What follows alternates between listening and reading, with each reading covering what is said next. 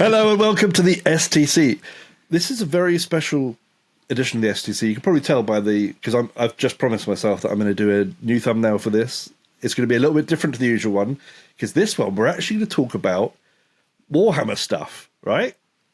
Which we never do. We usually talk about bread and cheese and milk and things like that. But this one, we've actually got a focus, and we've got some stuff to work through tonight. So we're not going to waste too much time mucking about, because we need to get into this. This is quite an interesting subject, because of the way the community and the players and the Games Workshop themselves have kind of approached things. So we're gonna unpack a lot tonight. Winters, you're Winters, by the way. I'm Warsmith Chris. That's Winters. I'm locked in. Yeah, I'm locked in. Yeah, I've got my water ready to go with the pink pill. What's it called? Electrolytes. Pink flavored electrolytes today. Yeah.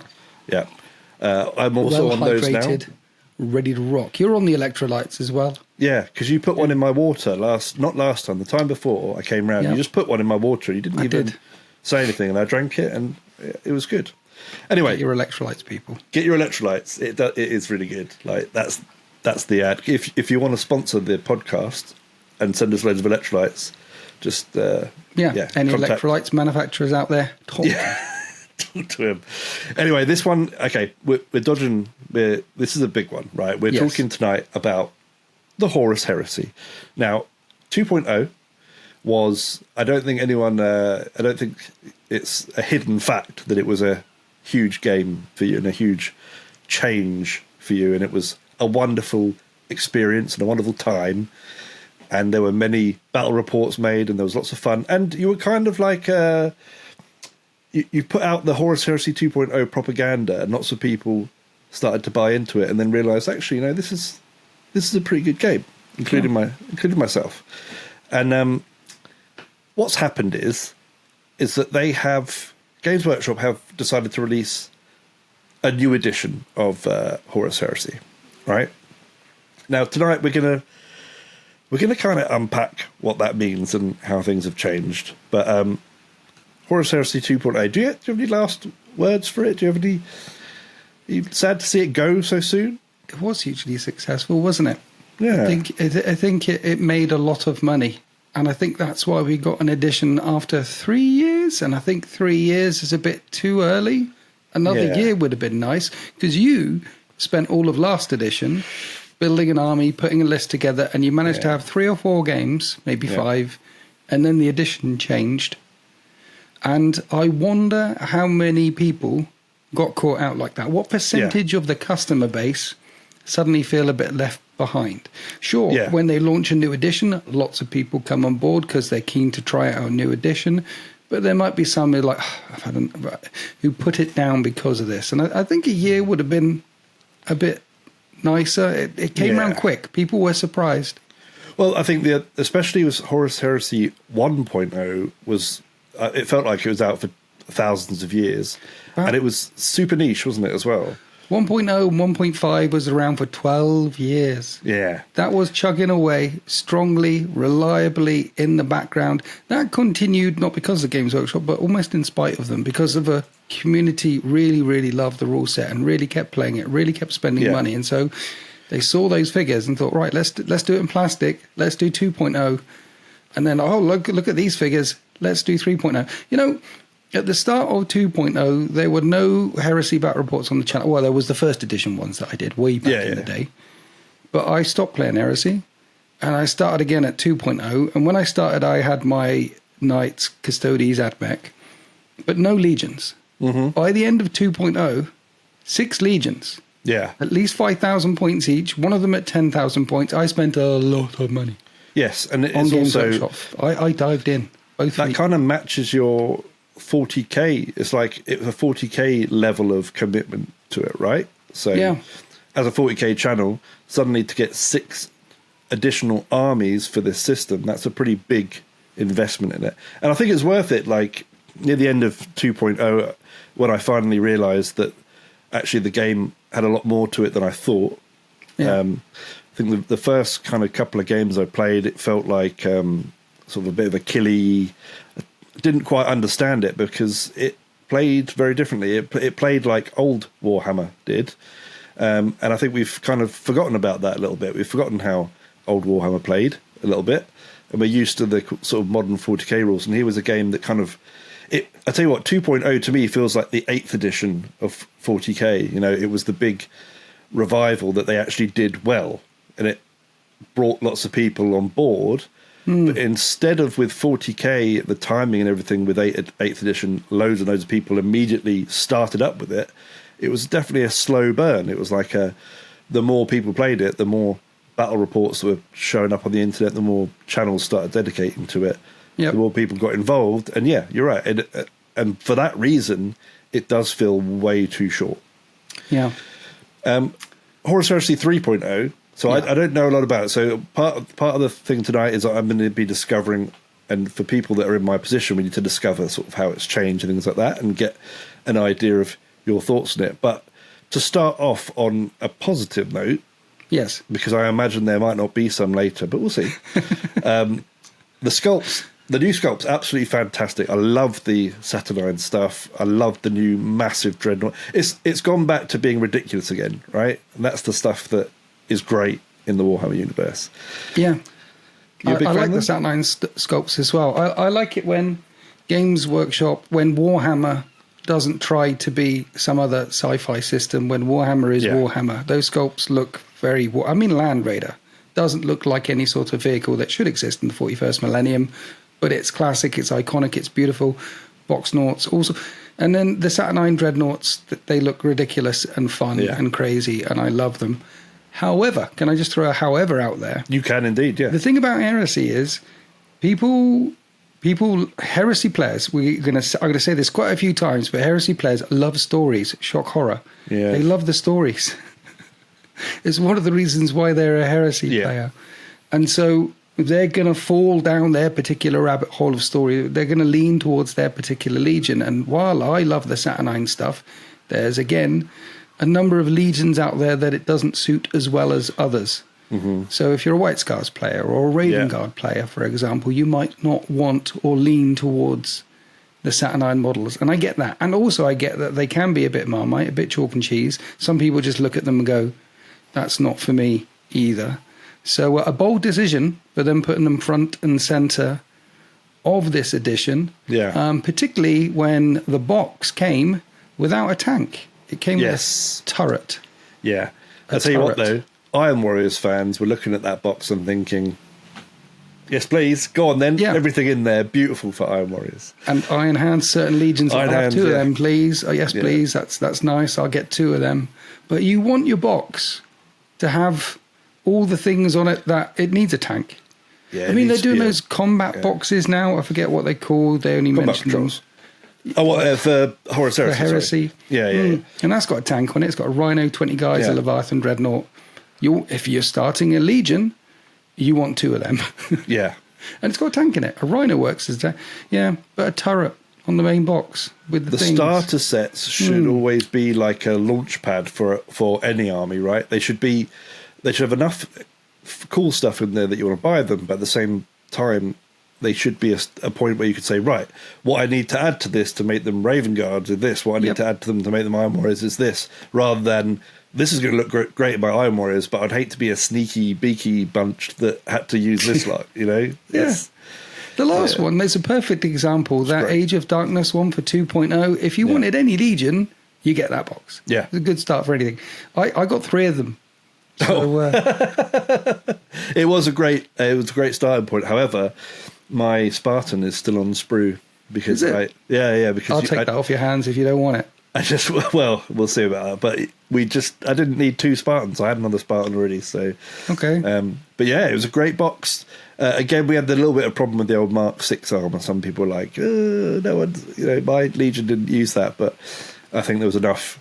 I don't think it was as strong as the Saturnine stuff, which is very much. When it comes to armor marks, that's the thing. All the legions used all the armor at all the times during the Crusade.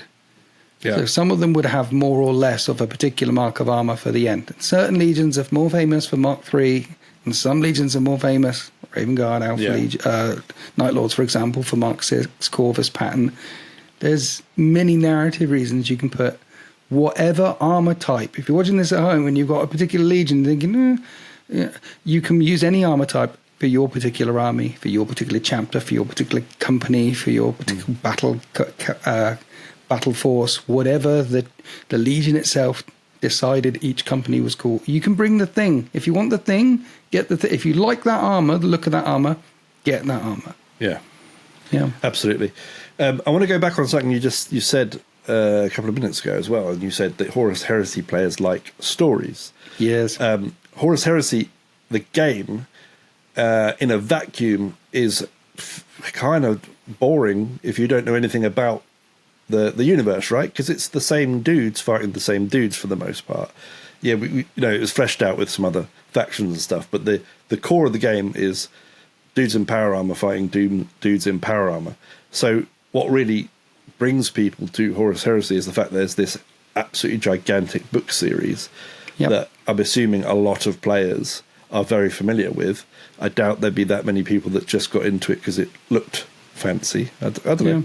Maybe it was appealing to some people, but one of the questions I would like to get answered tonight as we go through this is whether Horus Heresy 3.0 kind of lives up to the expectations of does it let us play in those books, in those settings where the books are, and I guess we'll kind of uncover that as we go, because it's probably not just unless there is just a yes or no answer. Yes, but, it does. Yeah, it does. Good. As much as 2.0, would you say? So there's some stories. We like stories, and now I've done like more than 10 games of Horus Heresy and played it quite a few times.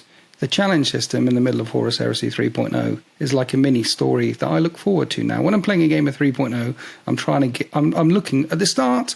It was another set of rules on top of the rules to learn. But now I'm further into it, I'm looking to get those challenges off to see how that story unfolds. And whoever came up with the challenge system, great. Could it be refined? Could it be improved? Yes.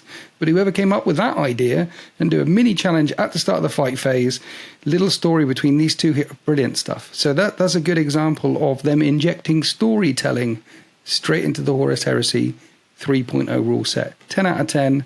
Love it. Okay. Here's an example of where they took story out. So we've got something in Heresy called Rites of War. Right at the very start, this is how you go about assembling your armies. We had it in previous editions. We have it in this edition. Yeah. The Rite of War in the previous edition would tell you how you would assemble your army and monkey around with some of the choices. And in 3.0, does the same thing, tells you how you assemble the army and monkey around with some of the choices. That's what Rites of War do. And in this one, it comes with some rules, but not many. In the previous, and in some cases, none. It's just about the Force Org and how you change and move stuff around, how you get more of this or less of that. In the previous one, it came with some stories. So in 3.0, the Rites of War tell you how you add units. In 2.0, the Rites of War told a story about your army. Yeah. So if you brought Decapitation Strike from Raven Guard, you could only bring one heavy. There'd be restrictions in it, but you get to increase in other areas, and you'd get an extra couple of points if you managed to kill the enemy warlord.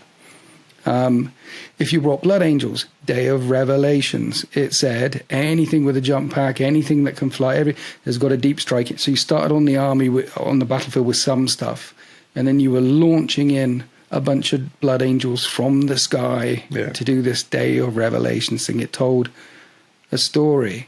You had Immortal squads, Medusan Immortals for Iron Hands. You had Rampager squads becoming line for World Eaters. So it changed the force organization chart, but it also told a story. And many Horus Heresy players would build not just lists, but build their collections around, right, I'm going to build this particular collection. Yeah.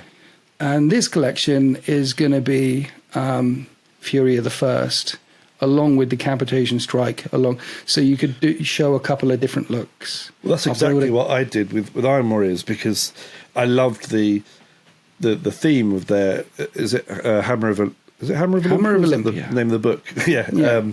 That's Perturabo's book name as well, isn't it? Or I can't remember. I'm not sure. Something like that. But anyway, I remember reading through it and it was like, okay. Yeah. It turned out to, some of it wasn't as what I expected, but Yeah. all your dudes get shrapnel guns. I'm like, yes. Pinning everyone, just firing shrapnel everywhere, and then all your heavy weapons are just hitting hard, and you're bringing up your siege breaking force and you're besieging places, and that's what you lean into. And it made it really obvious what I should be leaning into and how I should build that list. Yes. Things that shoot big guns. Yes. And we're kind of jumping, just to step back quickly. Do you want to finish your bit? I would pitch in there, because I would say in 2.0, for example, 5,000 points was about the right limit if you wanted a good collection. Yeah. Because like 5 out of 6 of my legions are around 5,000 points, and that allows me to have a full list with no rights of war, just the standard force organization chart without any monkeying around here or everywhere. And that's fun to play as well. There's no restrictions but no positives. Yeah. And then it also gave me enough points to do Decapitation Strike, and it also gave me enough points to do the Recon Company one, where you get re-rolls to try and go first, and you can bring scouts with sniper rifles as troops. So it allowed me to show 3 different looks, and each of those looks, 2 of those looks told a different story.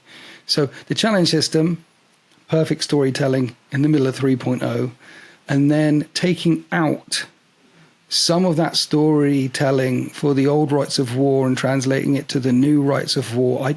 That decision confused me. Do you think it could be something that's like set up for supplements in the future? I think it was... No, I don't think that's what was going on there, honestly. Okay. I think what they were trying to do is... So essentially, here's another thing. The whole rights of war thing. So how do I assemble an army in 3.0?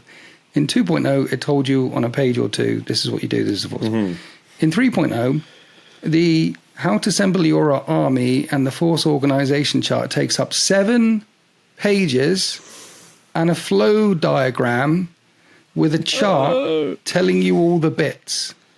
Okay. And I can summarize those 7 pages in one sentence. Strap yourself in for this one.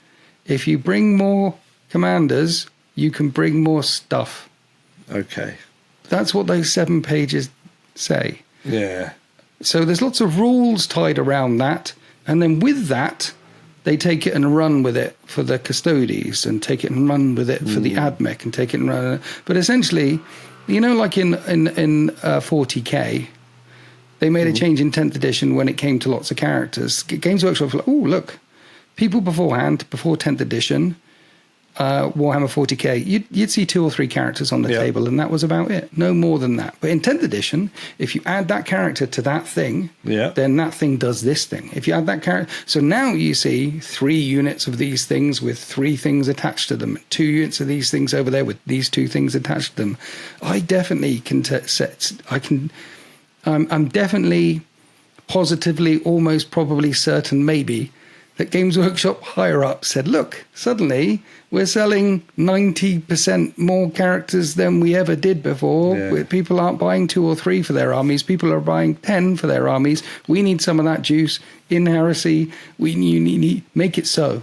Yeah. So they made it so. And you know what? I much prefer characters being in a unit. I love that. I love that about it. I'd hate the idea of going back to characters just running around freely in between. You know, that it makes more sense that they're there with their boys and they confer bonuses onto it. That's great and everything. Characters costing almost as much as a box of models, I don't like that as much. No. But we can find other ways to make those characters. We can convert them and things like that. And there are ways we can do it. But overall, apart from the fact that it probably is a money-based thing, I really do enjoy that aspect of it. So I'm happy with that. I was gonna try and guide us through in sort of order, but we're kind of already here Well, we're here now. We're here. This was the first thing I was going to say. It was like, okay, I spent all this time building this list. Yes. And how do we build a list now? but you've already kind of started with it. And your list is probably still viable. You might need to add a Centurion. Yeah, that's fine. I can add that. Basically, you add more command. So there are certain rights of war. There are certain lists you can't bring now, like an all biker White Scar list. You can't bring now. It's what's that all about? But a full drop pod assault, you can't bring. There's certain things you can't just do now. Yeah. But apart from the exceptions on the fringes, 90% of Horus Heresy players or new players coming into the game, if you want to bring XYZ, you can bring XYZ. There is more variety now in the apart from those exceptions, there's more variety in the list building than there ever was before. How do you unlock the variety? You bring along more commanders. So instead of a leader, sometimes you would have an army with just your warlord and that's it. But now a warlord and 2 centurions is pretty much the box standard of what you'll do. Your warlord, your praetor, he gives you an additional reaction, unlocks apex detachments. You can't get apex detachments without your warlord. So you need a warlord of praetor standard, which is, we know what praetors are, but there are also some of the characters like Abaddon is a praetor, Shadrach Medusan is a praetor. Some of these named badasses are praetors. They're like an additional reaction and certain detachments that are only they can bring. So like retinues and things like that, command squads, veterans, things like that. And also, each individual legion has their own apex, not all of them. Some of them have their own apex things. To unlock the apex ones, you need a praetor. Commanders unlock all the other auxiliary detachments. For each commander, 1 auxiliary detachment. In an auxiliary detachment could be 4 tanks. In an auxiliary detachment could be a dreadnought. In an auxiliary detachment could be 2 units of terminators, for example. If you bring a centurion, he's got officer of line 2, or a tech priest, if you're doing mechanicum, officer of line 2, then for each one, you can unlock 2.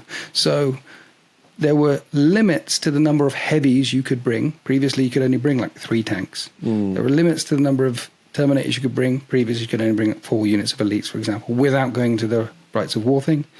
Now you can bring 8 tanks. Now you can bring 78 terminators. You can bring all the things in the world, so long as you bring lots of officers along. So when I couldn't fit my second Leviathan Dreadnought in, you're saying now. I can now. Okay, all right. Yeah, that remains to be seen how fun that is, because as much as not being restricted doesn't sound fun, I there's something kind of cool about picking a theme and rolling with it, and I am going to lament that loss. I think you can have both though. Why not both? Why not both? Yeah, why not both? Why can't we have some story and rights of war? Look, the rules that they've brought along. So get rid of all the jank and the 7 pages and the flow diagram. Get rid of all that and cut it down to a couple of paragraphs. Bring more of these, and you can bring more of that. And these are all the things that you can bring. And here's some set precepts. Here are 6 standard rights of war that all the legions picked, and you can pick a set precept. And then in the legion books, then here's a couple of rights of war that the Iron Warriors did. Here's a couple of rights of war that the Iron Hands did. And you can choose to use them, or you can choose not to use them, using the same thinking, which is to unlock all the bits that you want in there, you got to bring more commanders along, and then they get to sell a lot more commanders. And then there'll be some rights of war which can go completely off the reservation and say, well, if you want to bring all bikes and your White Scars, you can. Here's a particular thing for them. We could have both. We could have had both. We could have had both. We could have had both. That's why I asked you, do you think there's supplements yet to come? But is it not looking like that's the tone? Because it's so big, a section in the book, 7 pages flow diagram, and because it is front and center in the Libers for every single one of the legions. This is the right of war, this is the detachment, this is what it does. Your reaction, your advanced reaction is tied into the right of war as well. So, for example, a way of war for the World Eaters. The World Eaters have 2. Some armies only have 1. But the advanced reaction and their standard rule goes one way for a right of war, and then the reaction and their standard ability upgrade goes the other way for the other right. It didn't used to do that before. It was, those things were separate, and this is how you organize it. So because it's so baked in, to all of the legions all of the time, running all the way through it. I don't think it could be set up for it. They could release. They could. I take it all back. All right. I take it all back. If they released Horus Heresy 3.0 Rights of War book, boom, and it's like, here are 10 traditional rights of war that all the legions did. You can pick any of these now. Here's some presets. And here's 100 pages of rights of war from all the other. I would buy the crap out of that and start playing that straight away. If some weird hybrid between the two. I want the stories back. I want the stories around the Force Org, just like the stories with the challenge thing. I want I want a Heresy game with as many opportunities for storytelling as possible. So do I, man. So do I. Yeah. So if I build my Iron Warriors list, right, and I put in my extra HQ choices and it unlocks enough for all my slots. Yeah. So you're saying there is something there is a rule that is just for Iron Warriors. There is something in there that is just Iron Warriors only. Yeah, so they do have some little tiny bits. Yeah. Each legion has to have some variety, right? Otherwise, Blood Angels would play exactly the same as Ultramarines play exactly the same as Iron Warriors. So the Iron Warriors rule is, I think you don't suffer any negatives. This is off the top of my head, by the way. Someone's going to comment, Winter's got this wrong. Yeah. You don't suffer any negatives to like panic tests, leadership tests, cool checks, things like that. So the kind of tests that you have to take during the game, that would mean units become stunned, pinned, suppressed. Because you don't just kill units, you put effects on units as well. It's not as significant as you think it might be. That it comes up a bit during the game. Okay. Just a bit.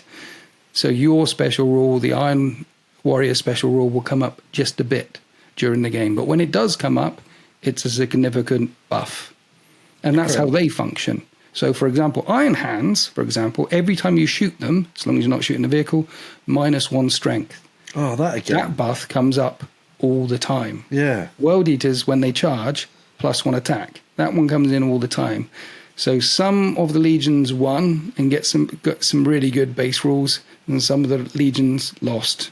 But honestly, that's what it was like in 2.0. In 2.0, Salamanders, short end of the stick, terrible. Everyone thought horrible, yes, but now really good.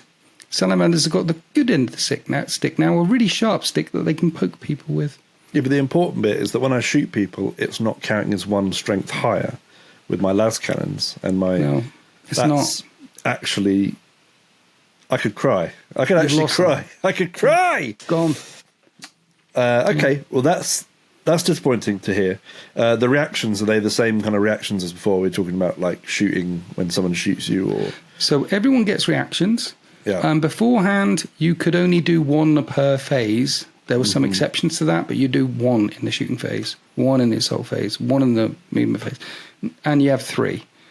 Now you've got 3, so long as you bring a Praetor and a unit over a certain size, and you could do them all in 1 phase if you want to. All in the shooting phase, all in the movement phase, all in the thing. And then each legion has its own advanced reaction, or if it's got more than 1 right of war, it's got 2 advanced reactions. Beforehand, it would only be 1, regardless of the right of war. Yeah. Now it will get a different advanced reaction depending on which right of war they have. And most of the advanced reactions are the same or similar to what they were before as well. Do I get to shoot twice with my Tyrant Siege Terminators? I think it's add 1 to the shots, and they get overload 1, so it gets hot. I think it's... I think that's the same with Iron Hands, for example. Their Overwatches add 1 to the shots rather than double, I think. Again, comment in the comment section below. Yeah. But yeah, each legion also has their own specific once per battle advanced reaction that they can call upon. Warlord traits, have we still got those? No. They're still kicking? Oh. Storytelling opportunity lost there, right? Massive, yeah. Because, I mean, in the Iron Warriors one, you had to choose which type of tyrant your warlord was after, whether it was the kind of one that blows up a building at the start or the kind of one that did something else. And I never read. So what they've done is they've taken warlord traits out and they've added prime units in. So instead of giving a buff to your warlord or a story to your warlord, you can now give buffs to individual units. and you typically could do it to 2 or 3 units in your army. So you can make master sergeants and you can make champions, things like that. Or you can use that prime buff to add more units in outside of the standard force organization thing. I thought that was a very curious decision because Horus Heresy players like story. Yes.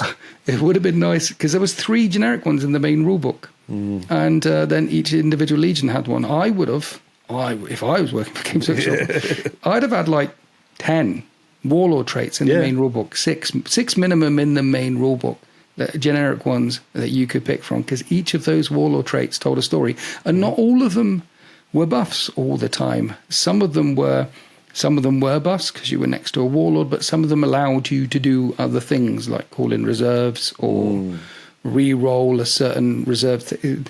The opportunity for storytelling missed there. Instead, buff a couple of units here or there. Okay. Again, why not both? If they wanted to go the other way, why not just leave warlord traits in? This is the Horus Heresy we're talking about. Yeah. So I mean, I want to break this into the sort of sections of the game itself. So if we bundle this one up as the sort of pre-game, the army creation part, which is actually a really, really important part for a lot of people. List building is great fun, right? Sitting there and coming up with stuff and pour yourself a nice glass of Ribena and sit down with a candle and in a dimly lit room and gothic music playing and write your list and come up with ideas.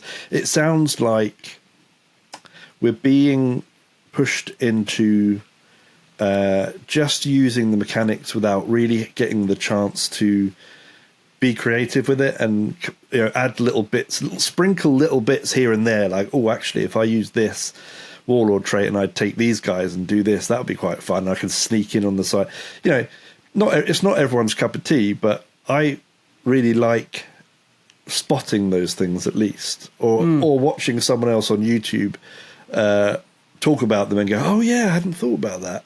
I'm sure there will be things like it, but it's definitely stripped back. When you take away those little tiny changes, you're getting closer and closer to what might be a more balanced game. I don't know, but also a more, I guess, less spiced, less flavoured. They've taken, because the loss of warlord traits and because of the change to rights of war, some flavour has been removed, and I'll define flavour as the opportunity to tell some stories right during the force organisation, right at the assembling the army step. Some storytelling opportunity has been taken away. Having said all of that, yes, if you are organising a force for Heresy 3.0, once you get your head around it, the 7 pages and the flow diagram, I just need more commanders to bring more stuff. Essentially, there are more opportunities to bring more of the stuff that you want for 3.0. So what I'm saying is the system isn't bad. The system is overly complicated and has lost a bit of storytelling juice. The system isn't bad at all. The system is actually very flexible, and it's just it's much more flexible than it was before. You bring more stuff this time, which is good. Is that a good thing for the game though, or does that open up more? When you are picking a certain archetype you want to go with, right, and you're given restrictions, it makes you think more. It makes you work out how you're going to use the limited resources you've got, right? So I remember looking at it thinking, okay, and we even talked about it a little bit as well.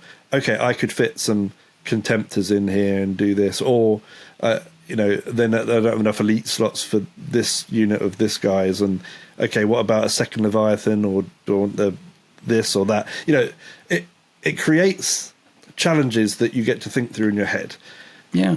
When you lift those restrictions, do you not just open up this kind of mindset of allowing people to exploit what they consider to be the best units or something? It's like, oh, I'll just bring 10 Scorpius tanks or something, if that's the, Well, if you want to exploit the system, you could have exploited it before. I was talking to Tom from Riftforge Studios, great YouTube channel. Check out Riftforge Studios on YouTube. Go check it out.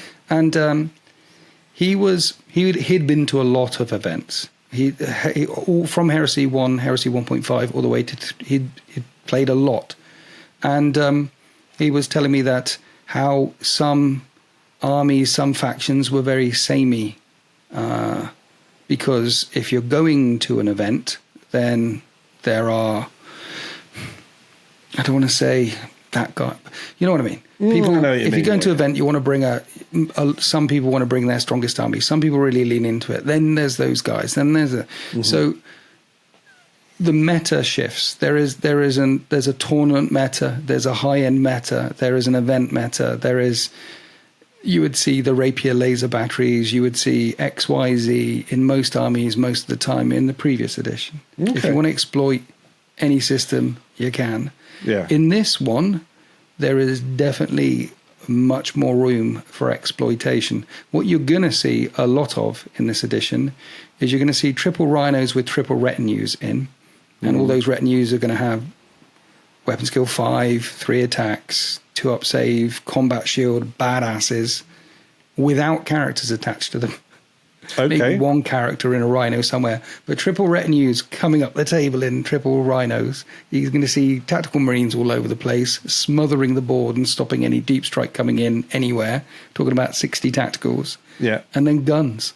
That's what you're going to see a lot of that. I mean, I'm not against 60 tacticals ever. Infantry are great.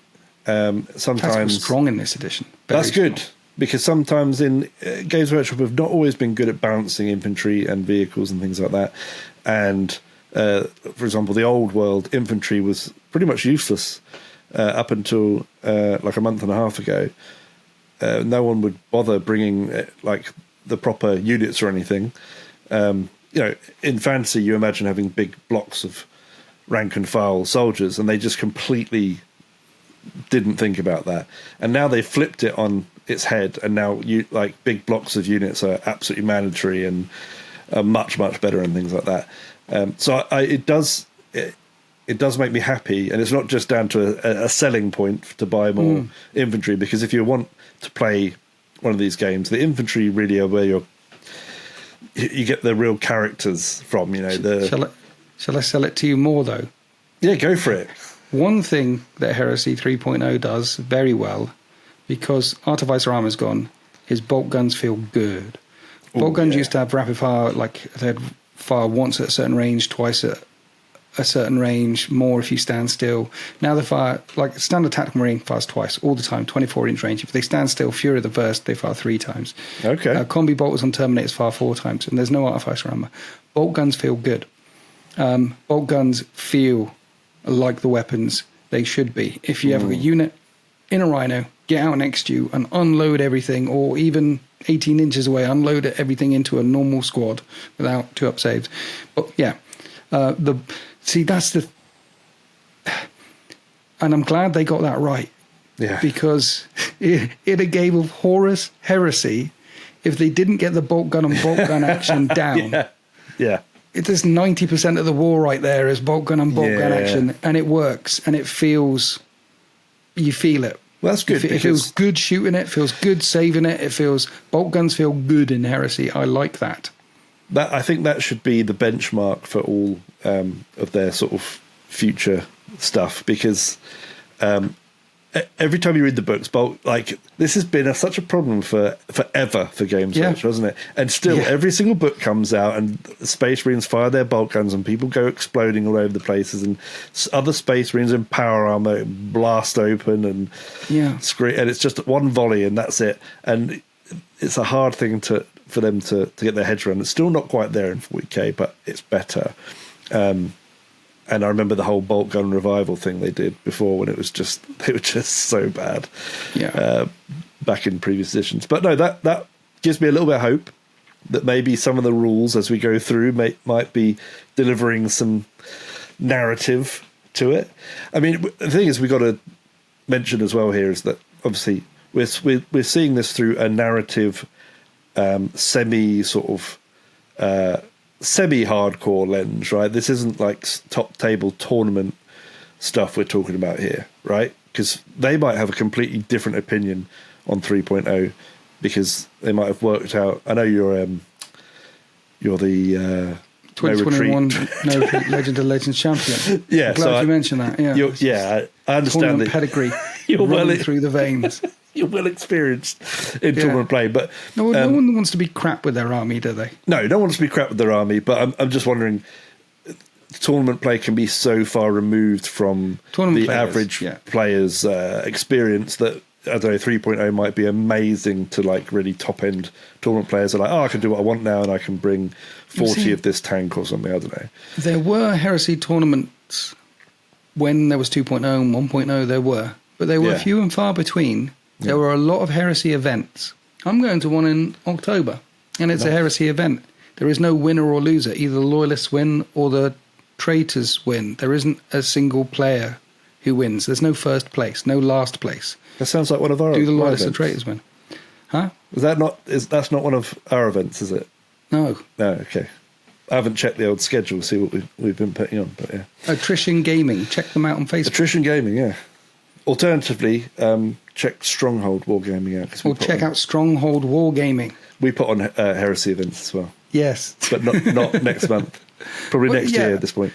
Tournament players, Heresy players.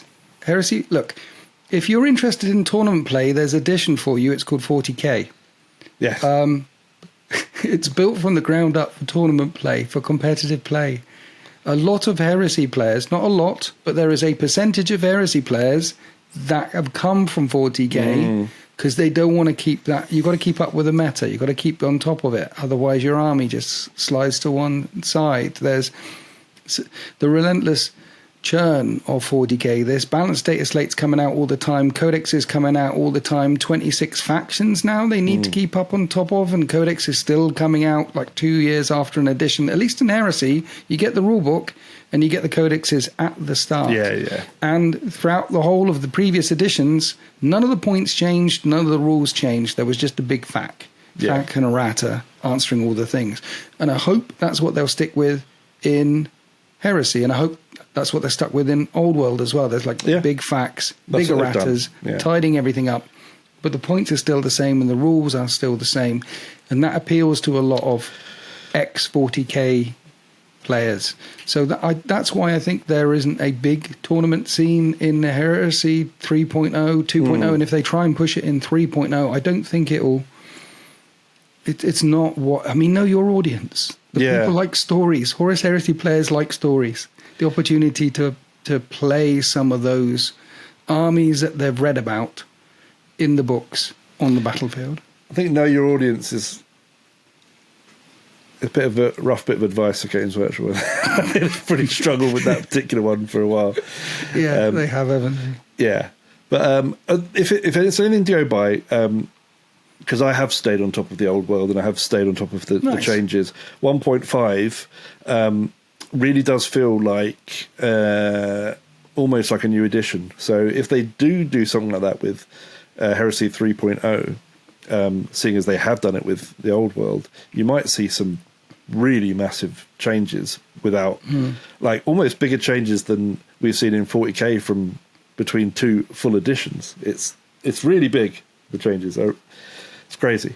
But okay. So we've got through the sort of the army building kind of step. Now, if we bundled that all into one thing,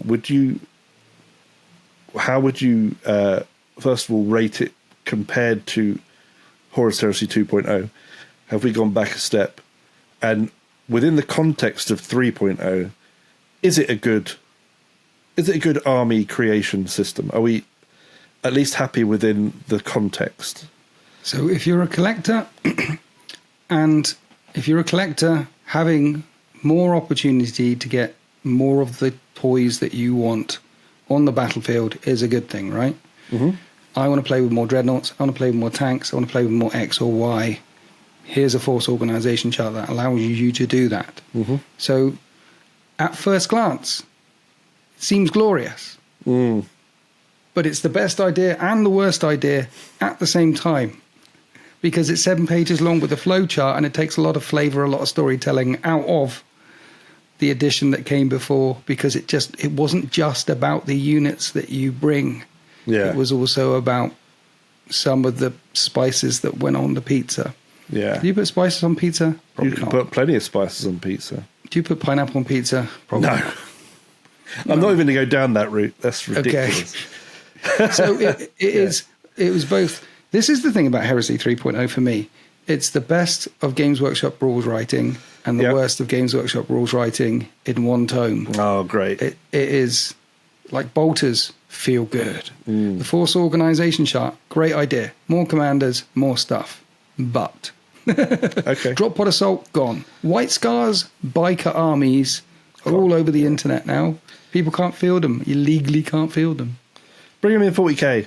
I'd let someone fly their old Heresy bikes around. That'd be great. I'd hold on to them because Games Workshop loves selling us the things that we had before. Old World being an example. That died, came back again. Hold on to your White Scars bike lists. It'll come back round.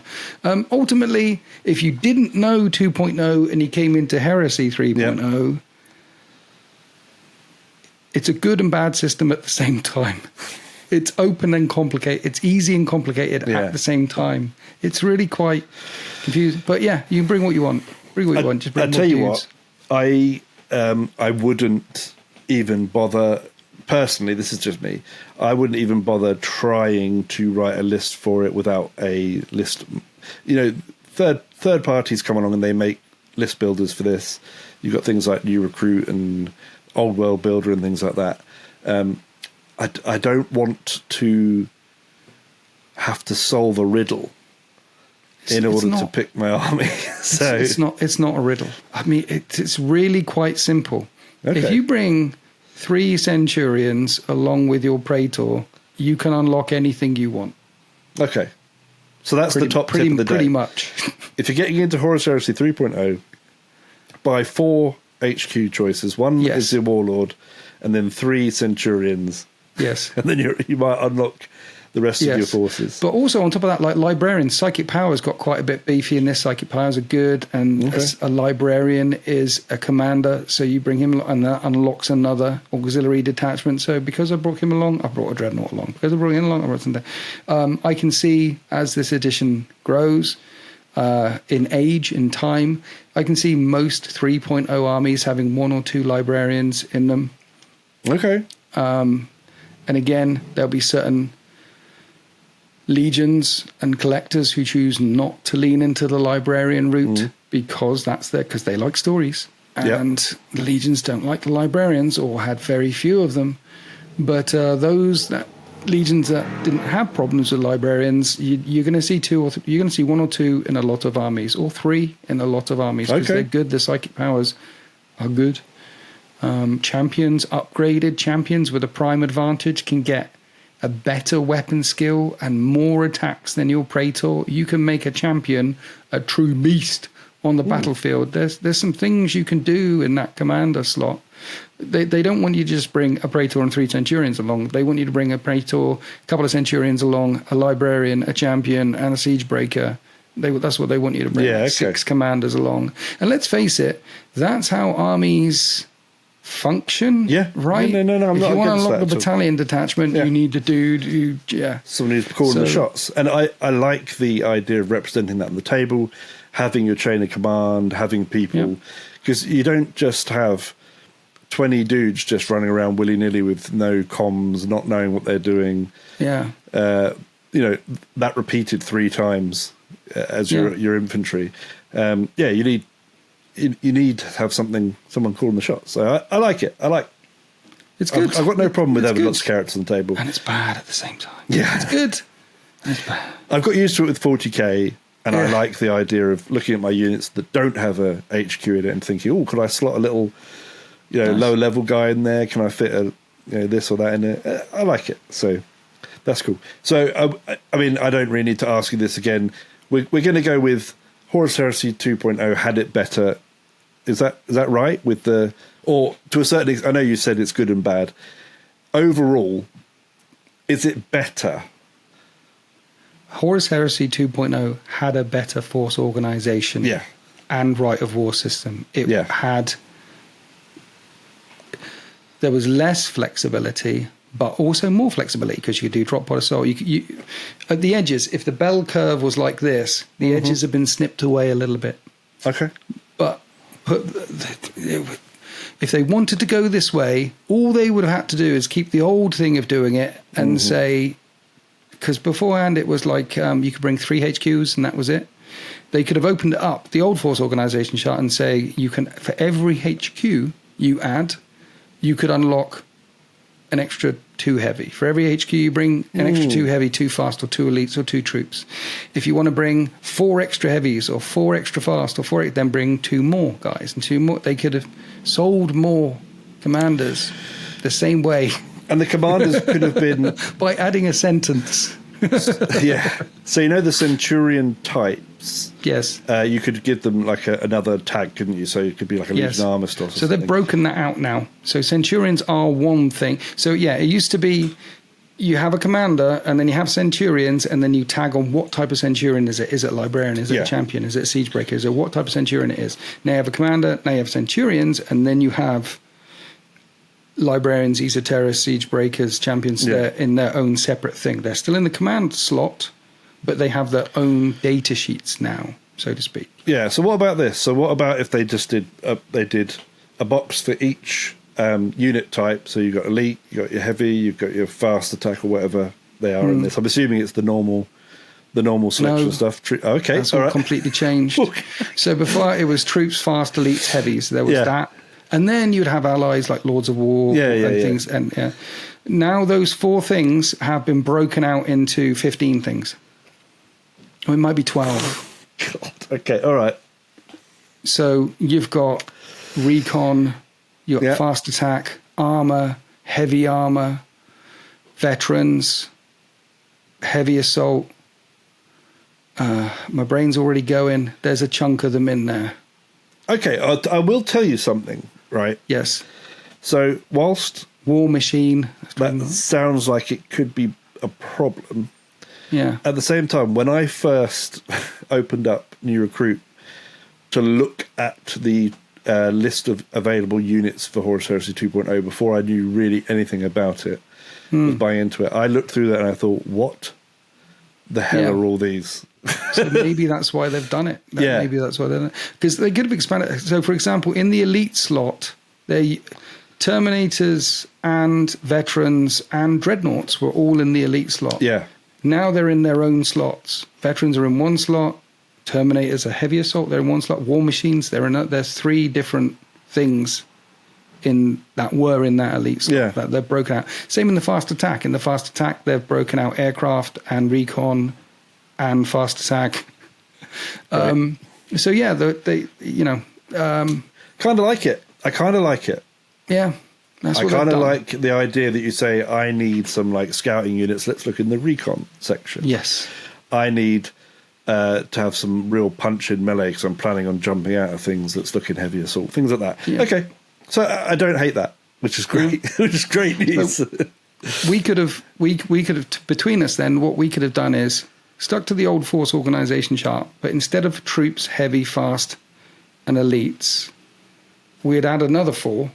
Yeah. Recon, heavy armor. We could add another 4 along them. And then for each commander, it unlocked a certain number of these. For each commander. Yeah. So you have your Praetor, and then for 2 commanders, it unlocked that. And then you've got Heresy 3.0, but in 2 paragraphs instead of 7 pages. Okay, what about this? 2 pages. 4 boxes on each page. 4 boxes. 4 boxes. Right. At the top of the box, it has the Centurions. Yes. So it would be like heavy, like whatever we've just said, fast attack, right? Okay. These 3 Centurion archetypes. Yeah. If you pick any of those, you get 2 from the thing underneath. So each box has a Centurion archetype that's related to it, or a selection of them. And you go, right, I need some extra fast attack. Look at this. There are 3 different Centurions I can choose from. One of them does this, one of them does that, one of them does that. I'm going to grab him and unlock 2 more fast attack slots. They've got that as well. Oh. So all the stuff I've been talking about is in the main rule book, right? Yeah. Then, when you crack open the Libers, which are the codexes for the legions... There's still 2 of them? Each legion has its own special apex detachment or auxiliary detachment, which you need a thing to unlock a thing with. So it says, if you bring this, you bring this. And all the Space Marine Legions have their 6 generic ones as well. So if you bring a Siegebreaker console in any Space Marine Legion, it unlocks mortar teams and Arquiters, which are mortar tanks. If you bring the Exodus, it unlocks recon. So yeah, in the main book, in the main codex, it says if you bring X, you can bring Y. Both generic and Legion specific. And it does that in the Mechanicum book as well. So that's what I mean about it's woven all the way through. So it's got the basic template in the main rule book and then more refined Legion army stuff in the Legion army books. The way you're describing it sounds like they literally have just slightly missed the mark, because it doesn't sound... I know it might be unappealing to some people, but to me, it doesn't sound that bad at all, actually. It sounds quite intuitive and quite good. Almost got it. They almost had it. Give us the proper...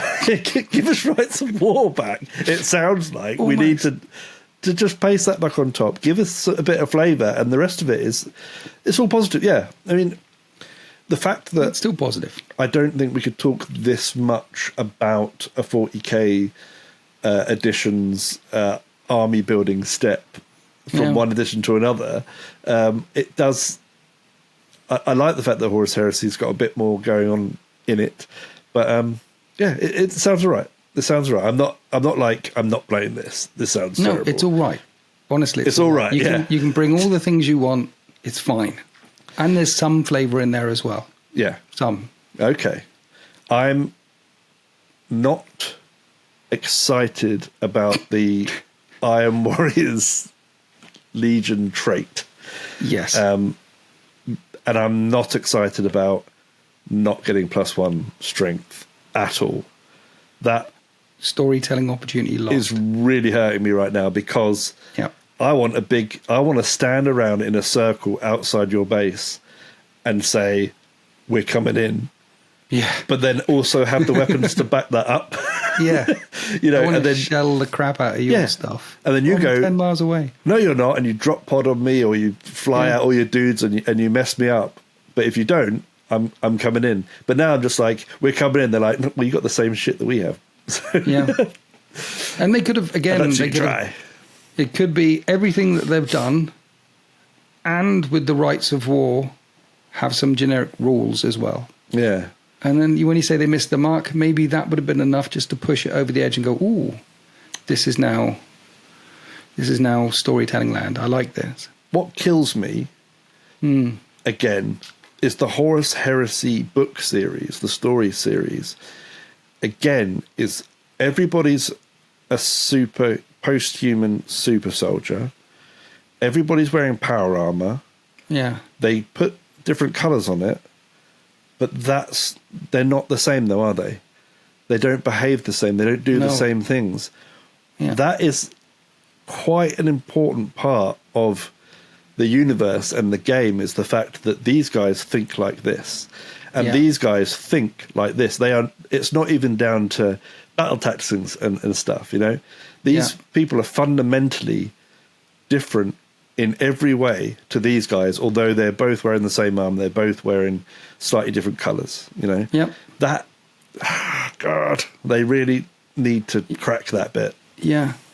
And when two armies that are exactly the same, force org-wise, go up against each other, they play completely differently. Yeah. Because you've got that legion with those rules, and I've got this legion with these rules. That's what it should be. Yeah. That's how it was. Yeah. And in this edition, it's still like that, but the overlap is a lot closer. Yeah. So, for example, if you bring a legion along like Iron Warriors, which ignores any modifiers to any characteristic tests, but my entire army doesn't have any weaponry that forces it, then your rule will never come up. And if I'm Dark fighting Angels, against Iron Hands and you're getting, what was it, -1 -1 strength. But Dark Angel, for example, their leadership can never fall below 6. Yeah. But that you could play an entire game where that never comes up in combat or never comes up. So I could fight you with a Dark Angels list, and you could fight with an Iron Warriors list, and this has no stasises, and this, it could be both exactly the same lists, and both of our Legion rules never come up. Where's the difference? It's honestly... It'll be in the challenges if you do a challenge at some point. It's the randomness of dice rolls and the skill in movement and positioning of models. And that's... Yeah, no, but where's the difference in the no, that's... Yeah. There's the difference in the game. Yeah. Previously, if your Warlord had a Warlord trait, yeah, then that would be one specific to you only. And then, there's some gaps. There's some gaps there right at the very start, which is unfortunate. Yeah, that is unfortunate as well. Are really big for me, like personally. That is, that's really, really big. I just can't imagine how boring, for example. The reason why I play Black Templars is the Space Marines, they actually have a considerable amount of unique flavour when it comes down to being a Space Marine. If I had to play them with all the same units, they didn't have Crusaders, they didn't have Sword Brethren, they didn't have their cool stuff. And that is kind of what I'm being asked to do in Horus Heresy 3.0 to a certain extent, with a tiny.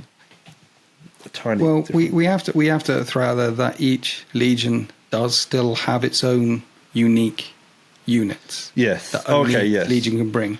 But Iron Warriors have one. I mean, they have the robots that can walk around with a Warsmith. But apart from that, they got Tyrant Siege Terminators, and that's it. Yeah. That's one of the things that I would have loved to have seen in Heresy 3.0, like another unit here or there, sprinkled in amongst the Legions here or there, or some upgrade kit here or there that allows you to do this or there. But yeah, the Legions still have access to their own individual. Does that mean they've got rid of those other ones then? Because there was... No, the Domitar robots are still there. I forget what they're called. No, I mean, there was another one as well. There were the Iron Havocs, which were from...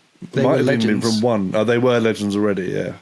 Yes. Okay, cool. The Legends document, or Legacies of the Age of Darkness document, which lists all the historical units that are no longer available in the core book, is 200 pages long. Oh boy. There's a lot of extra stuff that you could still bring. Yeah. Just bring some of those back, because I really wanted to make a list with a bunch of the ep33 Special Forces dudes from Alpha Legion. Where are they? They sell plastic Mark II, Mark V, Mark 7. Right, they sell the plastic kits now, right?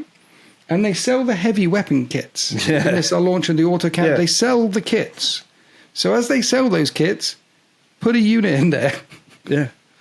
And it's the Iron Havocs, because look, Iron Havocs are back, because you can buy those kits now. This is a Sun criticism. Fury, Las Cannon Team for Emperor's Children. They sell those kits. Just put the rules. That was a missed opportunity. They could have rolled them. Now those kits are there. They could have rolled them straight back into the book.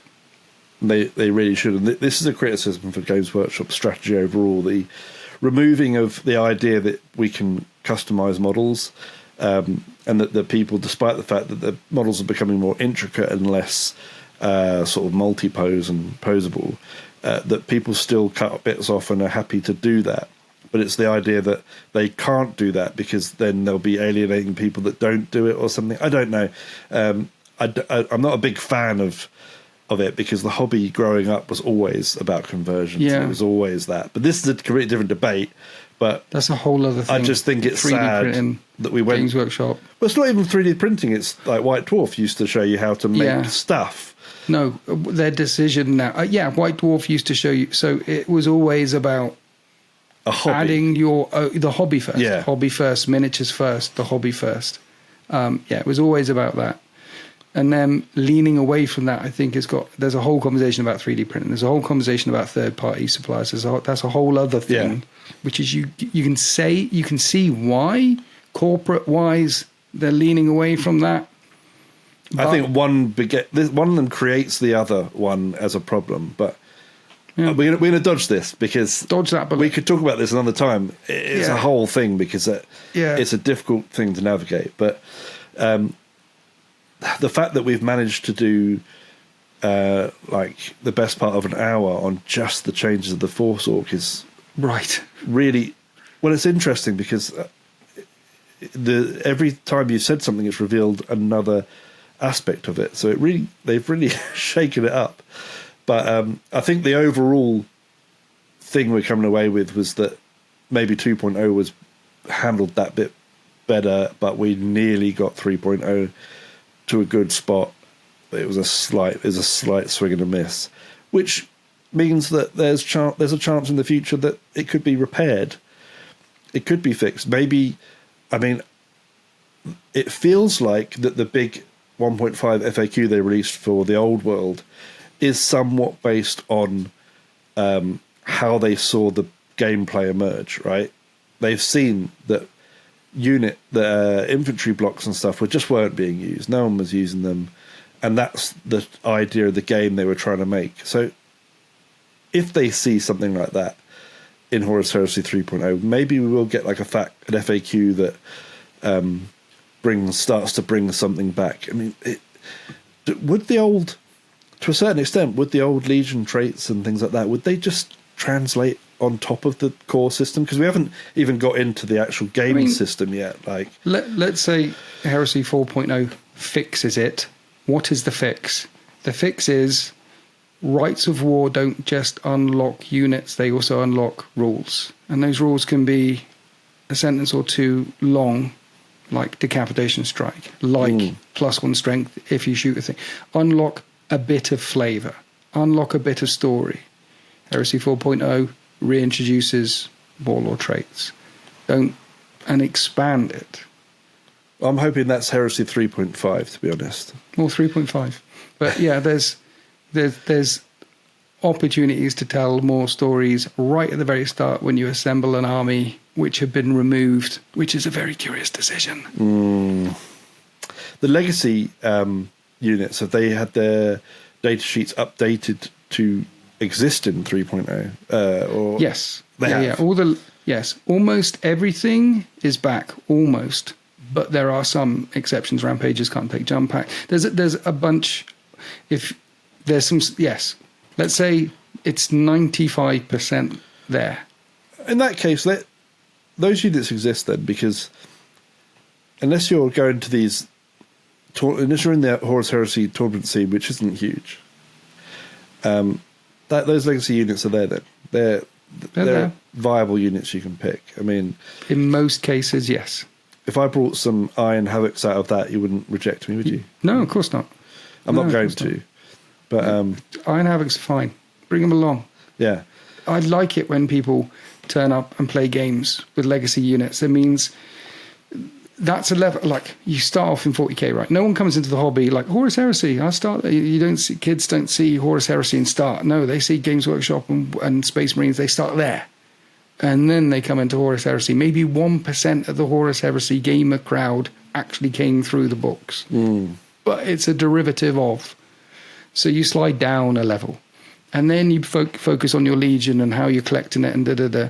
And then if you slide down another level and actually look at all the legacy stuff and go, oh, that's juicy. I want to add to that to my force. I want to bring that. I appreciate that level of mining that people have gone to. And the legacy units generally aren't... they're not well looked after. They're not usually overpowered or anything. And if you bring them because they're a unit that you remember from a book or something, and I'm really for that. And I remember a lot of events. There's a chap in the community called Billy Bob who made this fantastic Chin Orc, which has been legacy or gone for a year. And you know what? I would write the bloody rules for him if it meant that he brought it to an event. You know, the fact is that he's committed to this awful contraption. With terrible rules. And he was like, no, this is my Chin Orc.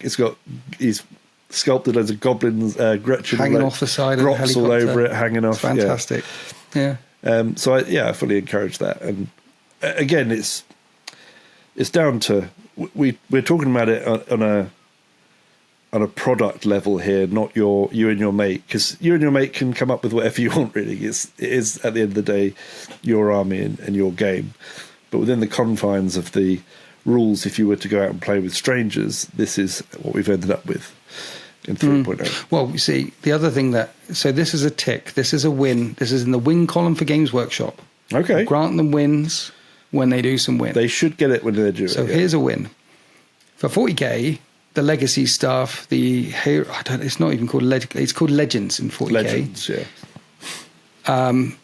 Specifically, according to the Games Workshop rule set, they are not viable for events. Mm-hmm.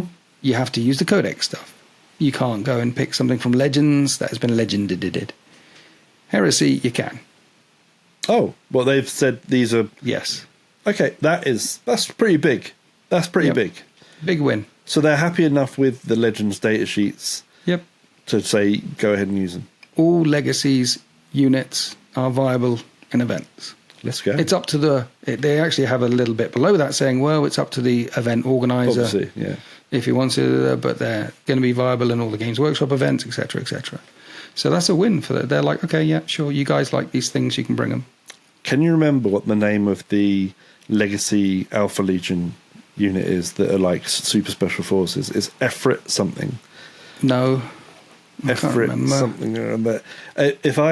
I'm going to make... I've made some. The reason why I'm talking about it is because I made 10 of them because I thought they were such a cool idea. They're like, when you play Alpha Legion, yeah, you can be all tricks and everything. They also do have like freaking SAS operatives as well, if you read the books. And I was like, I want some of them and I want them to sneak in and blah, blah, blah. If you have a commander as well, then you can, as long as you have a commander, you can add that straight into your Iron Warriors force. So the allied slot, the last thing we need to say is there's an allied slot and up to 50% of your total points can be put into the allied slot. And the allied slot is, again, more open than it was before. Okay. And you can just select it. Having armies with 500 points or 1,000 points of a different color fighting alongside you, I think will be more common in this edition than in previous editions. In the previous edition, there used to be like, did I like you? Yeah. Thing. Like, well, you can bring those guys, but you can't really bring Ultramarines fighting alongside word bearers. There were restrictions. Yeah. Did I like you chart? The did I like you chart has gone. If you want Ultramarines fighting alongside word bearers, you can. And let's face it, there's many narrative reasons why those two particular forces might be fighting with each other. With each other? From what? From the early days we're talking about? Yeah, there were some loyalist word bearers, shock horror. I know most of them were wiped out according to the first Heretic book by the time of Isfahan 5, but there is Naraka the Word, and there must have been some isolated force. I mean, it's the usual story. Hey, these guys were on an isolated force on a company on a world, and they haven't been in touch for 20 years, and then they find out about their heresy, and it's the Ultramarines that discover them, say, you come on board. I know that. That guy's Ted. He's a mate of Bob. He's coming on, particularly if it's just a unit or two or a tank or two. So I don't buy it. Removing those restrictions, again, I think that's good. Okay. Giving us the opportunity to. So I was talking about put these rules back in, put the warlord traits back in, put this back in, put that. But when it comes to allies, my narrative brain thinks that's fine. Some people disagree with me. No, narratively, yes, okay, but narratively, you can think of any reason for anyone to be fighting with anyone, and I like that. Narratively, it's fantastic, right? If you're a narrative player and you are creating your own narratives, and you and your friends aren't trying to dick each other over, or you might be. It might be agree with each other. You are. I like it, but I don't like the idea of it in terms of Minback's list building, where it says, "No, I don't." In terms, put a word bearer in there because it will do this for your army, and that will benefit your blah blah blah. Yeah. And that's what it does open up as well, which is annoying. It does open that, but we're talking about, again, heresy players here. Yeah. And they're few. The ones who are looking for the exploits are few and far between. Yeah. I'm all for rules that allow people to play with their miniatures. It's your Warhammer. Yeah. play your Warhammer more often. Not only that, but if you've been sitting there genuinely going, "Oh, I love word bearers, but I really hate the fact they're heretics. I'd love to have this little band of word bearers that was still like really cool," and then you're able to do it. I love that for you. You know what I mean? I love that for you, and I will endorse that, and that is a great thing. And seeing those stories unfold is fantastic when you're big into narrative. But I do like the fact that you talk about heresy players like they are just a cut above the rest. It's like, no, man, but they won't. They're not going to abuse this rule because they're heresy players, all right? Yeah. No, there's still a part of. I'm sure. Yes. I mean, again, it's the curve, right? The ones here, there, and everywhere. Absolutely. But heresy players tend to be a step after. They've come into the hobby already. Most of them, like I said, there might be 1% who's come through straight into heresy, but most of them have come through other channels to go into heresy, and most of them have come here because of the story, because of the setting, because of the legions, because of the miniatures, because of some narrative idea. So there's a filtering out process. There's a filtering out process which catches some of the crap in the filter. Yeah. Okay, that's one way of putting it. Yeah. It's got to. Right. But yeah, we didn't get any further. No, we're going to take a 2-minute. We're going to take a 2-minute break. Thank you for enduring the ad break. We had to have a little huddle because we've been going at this for an hour and 20 minutes now, and we've just made it through the first section that we really wanted to talk about. Hopefully, you're finding it informative because me as a player, coming from Horus Heresy 2.0, I think I've been learning quite a bit already. Like I said, even though we've only gone through the Force org chart, 7 pages stretched out over an hour and a half. Yeah. I mean, I was saying, they take too long to do the thing, and we just, it took too long. This is what it was like for them. Talking about it. This is what it was like for them in that meeting. That's why it ended up being 7 pages, because it was originally 700 pages. They had to cut it down. This is the thing about rules writers. You see it everywhere in other systems as well, competitors, you see it. Rules writers love writing rules. More rules in, more rules in, more rules in. It's like they're almost paid for the amount of rules that they pour in. But the truly good rules writers take rules out and trim and nip and tuck and tidy, streamline, get the essence. It's easy to add rules. You can make a rule book with 1,000 pages, easy. But making it... Because Heresy 3.0, for example, there's less overall going. There's less rules in it. For example, like immobilization. There's all sorts of things we could talk about, which we will in the next one. We will, yeah. But there's less rules in it. But the rule section is twice as big. Yeah. They spend twice as long talking about less, which is the good things and the bad things and the same thing. And rules clarity is something that Games Workshop are often criticised for. That's us as well, isn't it? We spend twice as long talking about the same thing. Yeah, but in true STC fashion, you see, this is the STC presents Horus Heresy review. So in true fashion, we've bumbled along, but we're gonna film another part. Next week we're going to carry this on, and we might finish it next week. Who knows? We might only get through another 3 pages of the rule book. But tune in on the next one, and we'll carry on from where we left off. Tune in next time. Yeah, tune in next time for finding out how the core mechanics of the game changed. Because we'll actually talk about the game itself. We'll get to the game. But I think genuinely. A big part of the hobby is the list writing. I think it needed the time to discuss it frankly, what you're losing and what you're gaining. If you're gaining that much, but it's like a therapy session for you as well, isn't it? Yeah, of course it is. You spent so long getting your Iron Warriors together. I was so proud of you. The last Heresy 2.0 game on Winter's SEO was me and you. Yeah. We had a great time. I had so much fun that day, and I remember saying to you right at the end, I wasn't quite aware how close we were to 3.0 at that point. No. And when we finished the game, I turned around to you and I said, I think I really get this now. Like, I understand how to play it. I'm there. Yeah, and I know stuff dies really quickly, but actually it doesn't always happen. Like, and in that one, I got really lucky and I blew up some of your vehicles, which is always fun for an Iron Warriors player.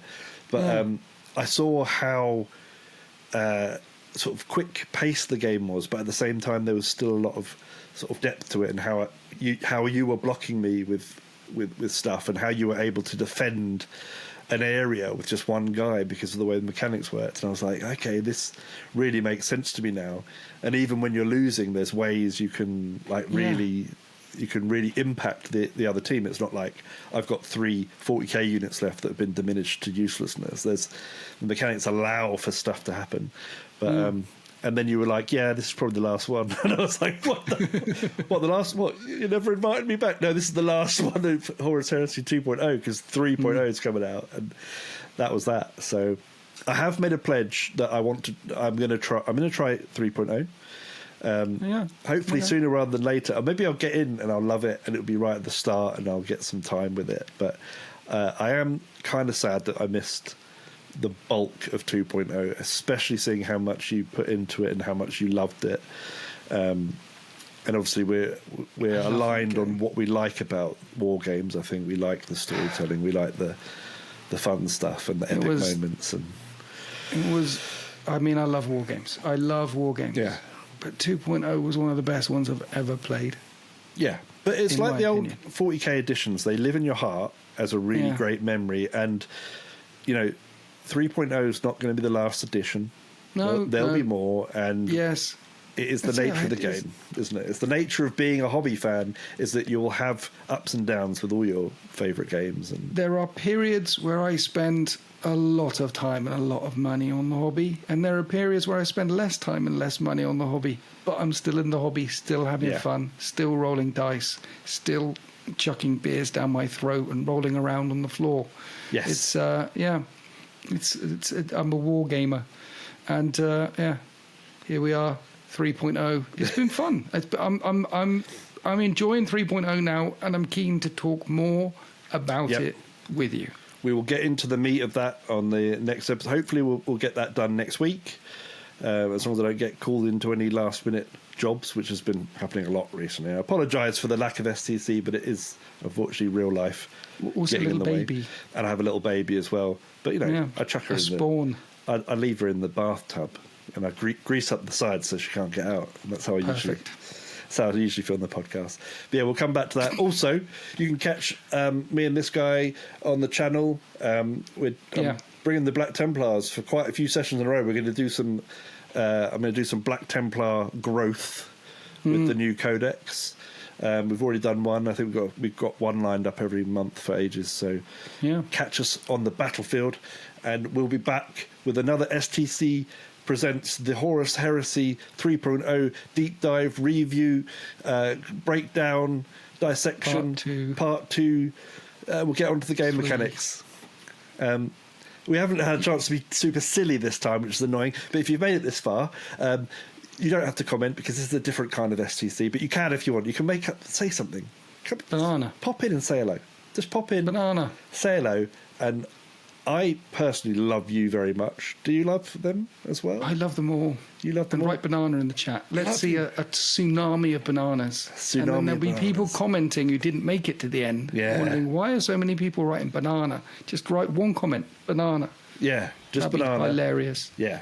And one person, and only one person, should put a horse emoji. But you should check to see if anyone's done it yet. I just want one horse emoji in there. If I see two, I'm going to be furious. Can we organise that between us? Let's find out. We can't. The chat can't organise it. I have no faith at all. But I live in hope. Yeah. It's going to be a forest. It's going to be a herd of horse emojis now. Yeah, I know. Or maybe none. Or maybe none. Yeah, maybe. Radical. No one made it this far. They dear. They gave up in the ad break they put in. But yeah, love you. Thank you very much, and we'll see you on the next one. You've all been very kind. Maybe there'll be music here. I don't know. This is a new style, so we'll see what happens. Enjoy this. Bye. Happy wargaming. Bye. Bye. How do I stop it? Oh, here.